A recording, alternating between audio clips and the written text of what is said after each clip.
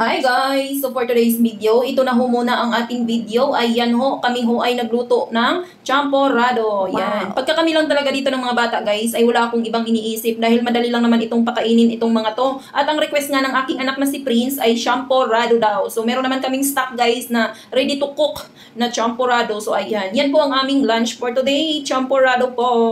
Ayan, nakatipid pa ang inyong mamshi guys dahil lalagyan lamang ho natin yan ng asukal at dahil meron na ho iyang nakalagay na Tablia chocolate. Ayan. Napaka-easy lang ho itong gawin mga mamshi. Kaya pwede nyo rin hong itry sa inyong pamamahay para nang sa ganun ay maitry din ho sa inyo ng inyong mga anak. So ayan. Imikos-mikos lamang ho ni Insan Jenny Pineda yan mga mamshi. At so ayan guys. Naluto na ho at nilagyan na ho natin ng gatas. Mas masarap ho ang champorado pagka maraming gatas mga mams. So ayan. Kain na ho tayo ng aming simpleng pagkain. At i-flex ko ho pala itong aking merienda ngayon sa mga bagets guys dahil lagi ho kaming merong pandesal everyday. So ayan, meron ho tayong papandesal dyan with cheese po at in-oven ko lamang ho dyan ng pang mabilisan ho ang ating pag-oven. So ayan ho ang aming merienda naman ngayong hapon. Ito lamang ho ang ganap ko ngayong araw. Maraming salamat ho sa inyong patuloy na panunod ng aking mga video. Bye guys!